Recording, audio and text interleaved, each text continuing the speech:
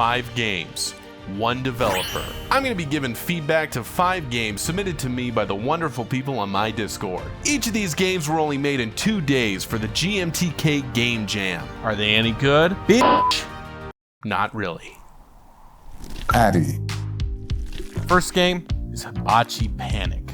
This one's made by Tobe Skibbons. The object of this game is to eat all the food coming at you on the conveyor belt. If you let too many of them diamond rolls roll around in that ground salt, Takashi here is gonna starve to death. His mouth. Oh, he's a hungry boy.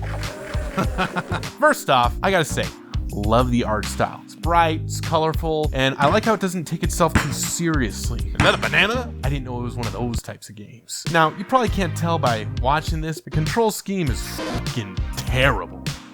And it's genius. So to move your chopsticks around on the X and Y axis, all you gotta do is move the mouse. Click, easy. But if you want to dip into that third dimension, you gotta hold down the right mouse button. But now, you can't move up and down. Feels super awkward, super strange, just like using real chopsticks. It's really smart, and the sushis themselves are physics controlled, making it even more awkward to pick them up. What I'd like to see is them lean into it a little bit more. For instance, since all the food is just on the same belt, there's not a reason for me to go up and down, but maybe if there were some plates, maybe a dual belt system, and even more, the sushi physics are turned off when I click the button. I think it'd be even more fun if I had to still maintain the physics when putting them in my big old mouth. Nom, nom, nom, nom, nom, nom, nom. Now this would make the game a lot more challenging, and to accommodate it, you probably just want to just slow down the belt a little bit, make sure the food's not come down too quickly, but then how am I gonna get diabetes? The next thing we got is Jamal, made by Mutant Shrimp. First thing you'll notice is we got this kawaii little title screen. I really like the UI. If I'm gonna be doing big business, why not make it business casual? It's really inviting, but you know what's not? A fucking tutorial. In Jamal, you take on the role of a game jam's judge, accepting or denying submissions in accordance with the daily rules, and it only took me 30 minutes of playing and reading the game's description to know that's what I was supposed to be doing. Lock and load. Yes, lock. Okay, Shrimpy, my man. All these text boxes made the game harder to understand, not easier. It took a lot of trial and error for me to figure out, only to find that the gameplay isn't actually as complicated as I originally thought. For every day of work, you're supposed to get a certain amount of points. To do this, you need to accept or deny specific emails based on that day's criteria. One day you may only be accepting emails from Gmail, or games over a certain score. The rules change every day, and you don't even know what they are unless you connect to the company's server by clicking this button right here. It loads like this every time, which honestly, I actually really like. At its core, Jamal is a memory game. I like that the game punishes you by wasting your time. And the challenge is having to scan over a bunch of different emails to see if they match the criteria to get enough points within the work hours. But like most jobs, I just wish the onboarding was a little better. I bet you could even just get away with cutting the tutorial entirely. You could probably just flash the rules at the beginning of each level. And for the first level, just do one rule, like accept emails from Gmail. Maybe put in your accept and deny button in there, and I think people will be able to get the idea. There's a lot of cool stuff you could do in the later levels, like making them reply to specific emails with a certain word, or forcing them to pick up the slack for coworkers and answer emails between 2 different computers with completely different UI. Make it, Shrimp Boy! The next game on our list is Normal Activities, which looks like it was made by the entire New York Philharmonic. God damn! That's a lot of people. The guy who sent me this, he just did the UI. Look, come on, look at this. He's beautiful. In this game, you play as a ghost, trying not to get caught by these big booty ghost hunters. But all the objects in your house keep randomly poltering. They snap a picture. Bam! You donezo. Look at this incriminating evidence. I got you now, bitch! I don't know if I got caught on that one. I mean, if you show me that... Oh, I'm actually literally right there.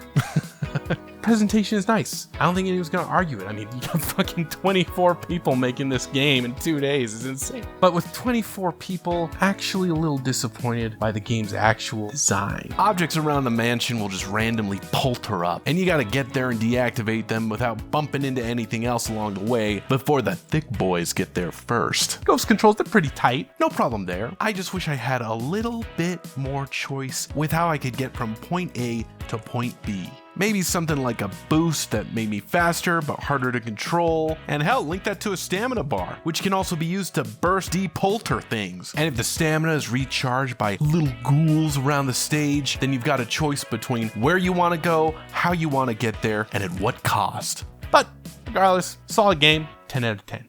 Next game, Shuffle Defense or Sexy Throne Fall.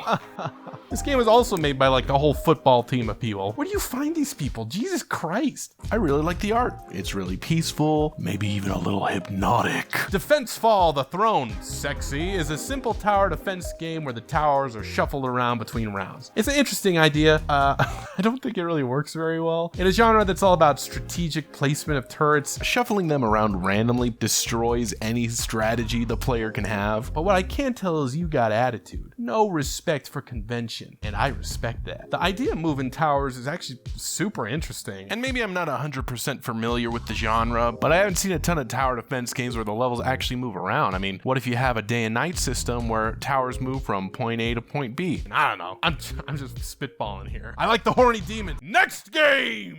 Now, before we move on to the final game, I just want to thank everyone who submitted their games in my Discord. We got a lot of really talented people in there, like my boy, the Strange Melon. He's an excellent pixel artist on the board, and I'm always super impressed by his stuff. His game, License to Heal, is also really good. It's a really smart puzzle game, coupled with some really good pixel art. I didn't have any feedback for it. It's perfect. I just couldn't forgive myself if I didn't mention it in this video. Be for sure to check that game out, along with all the other ones in the link below. If you like this type of content or want to see me give some feedback to other small indie games, then please hit the like button. Let me know. Now let's move on. Final game! We've got the aptly titled Final Boss, which I am a god at.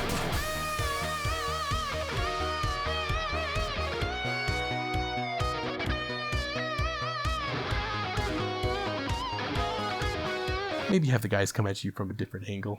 Hey, thanks for watching this video, and thanks again to everyone who submitted their games for me to shit on. If you have any ideas to make these games better or think I'm just full of shit, just, hey, let me know in the comments, okay? If you want to see my process to making my own game for this exact same jam, check out the video right here. All right, thanks again. Love you. Bye.